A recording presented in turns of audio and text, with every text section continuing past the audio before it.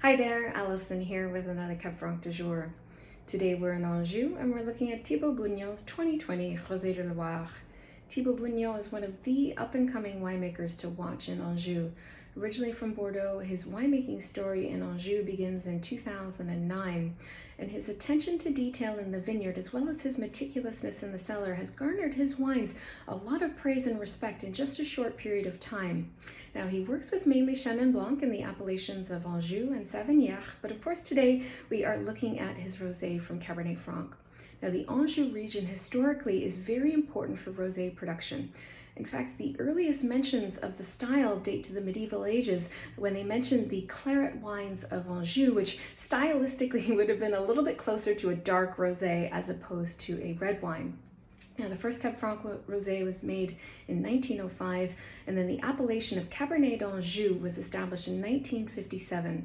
The popularity of Cabernet Franc rosé really started to skyrocket in the 1930s, and today the Cabernet d'Anjou appellation represents 67% of the rosé production of the Anjou-Saumur region, and it's actually the second most popular rosé in France after Provence rosé. Now, the nature of the microclimate, as well as the soils here in Anjou, particularly these schistous Anjou noir soils, directly relate to the significance and the story of Cabernet Franc rosé in this part of the Loire. So what is it about these schistous soils that are so important? Well, in fact, Cabernet Franc struggles to fully ripen on schist, but for rosé production, that is not as much of a problem. But why does Cabernet Franc struggle to fully ripen on schist? Well, schist is a dense, brittle, metamorphic rock that has poor water retention capacity.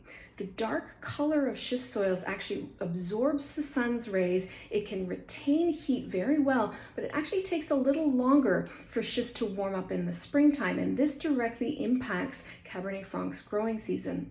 In addition to that, these vineyards that are dotted along the Léon River have a slightly shallower topsoil, so we have less clay and silt and sand that are available for moisture retention as well. And Cab Franc, as a grape variety, needs a certain degree of moisture delivered to the vine throughout the growing season in order to be really happy.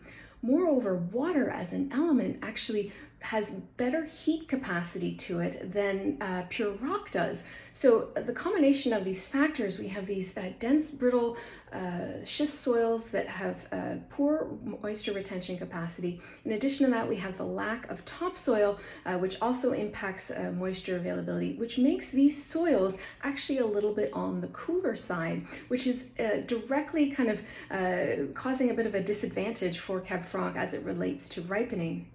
In addition to that, the schist soils, these are acidic soils, they have a lower pH, and I do think that this comes into play to a certain extent as it relates to nutrient availability and Cab Franc's ability to fully ripen on these soils. But this is just a little bit of a hypothesis at this point. But nevertheless, the nature of these soils means that Cabernet Franc does not fully ripen well, or at least historically. Obviously, climate change is sort of changing that, but historically, Cab Franc has struggled to fully ripen on schist soils.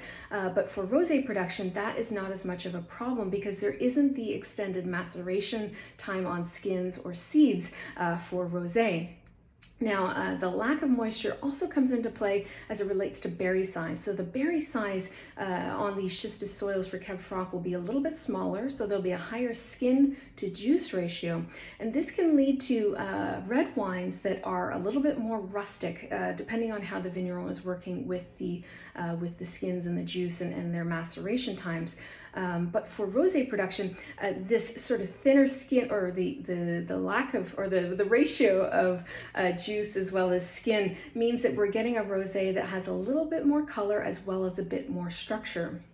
Now, these features that relate to schist soils can be advantageous for a lot of grape varieties, but for Cab Franc, which has inherent structure, it has an inherent rusticity to it. This can be amplified in a negative way for red wine on schist, unless, of course, the vigneron is working very carefully. But again, for rosé, with these schist soils, the schist contributes a certain degree of freshness, a certain degree of brightness to the wine, as well as this wonderful saline minerality. Now for today's wine, Thibaud's 2020, it's coming from a 3-hectare parcel of vines across 2 communes on the south side of the left bank of the Léon River, Saint-Lambert-du-Latte and Lys-au-Léon. The vines are on average 20 to 40 or so years of age, and the vineyard is farmed organically. And the soils in this part of Anjou, we are on the left bank, so we are dealing with the Briovarian schist here. And the topsoil, Thibaud explains to me, is relatively shallow. We've only got about 30 to 40 centimeters of topsoil here. The topsoil is mostly clay with a little bit of sand, and then there's rhyolite, which is a silica-rich volcanic rock that's also in the soil. Now, from a winemaking perspective, this wine was made via direct press with whole clusters, and also the fermentation took place with indigenous yeast in stainless steel tanks.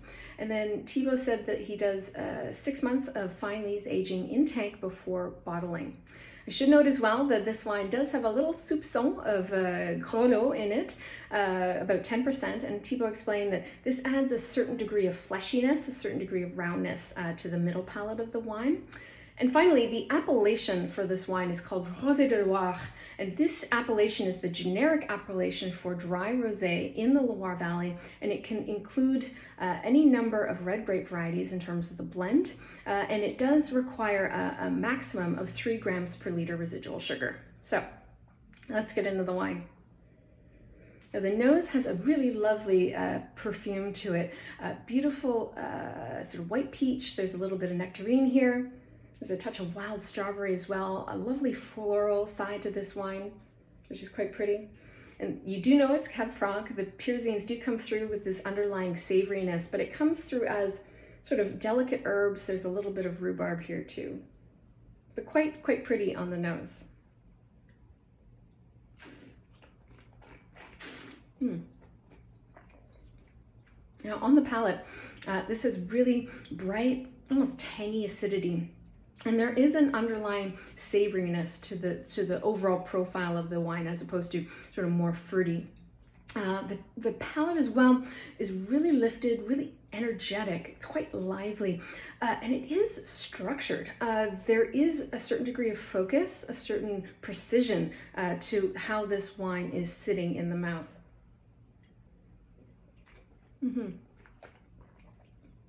It's linear, it's lean, it's taut, and there is a beautiful saltiness on the finish, as well as a little bit of like a pink peppercorn note as well, which is quite nice. What's remarkable about this wine is it actually packs a lot of punch. It's only 12.5% alcohol, but there is quite an immense amount of concentration and complexity here, which is really quite impressive. It's a delicious example of Cabernet Franc Rosé, and it's a reminder of why I love the grape variety so much. If you're curious to learn a little bit more about Thibaud and his winemaking, Skurnik Wines in the US did this fantastic profile on Cabernet Franc vignerons back earlier this year. And David Hinkle did this great interview with Thibaud, and they talked about this wine, but they also talked about some of his Chenins as well. And it's something that I would highly recommend seeking out. It's on Instagram, and you can find it in their sort of video feed. But this is such a delicious example of rosé, and honestly, we should be drinking rosé all year. So I hope that folks don't stop drinking rosé just because it's getting a little cooler out. If you have a favorite Cabernet Franc rosé from the Loire or anywhere else in the world, please let me know what it is in the comments below. And of course, as always, I will be back again soon with another wine. Cheers.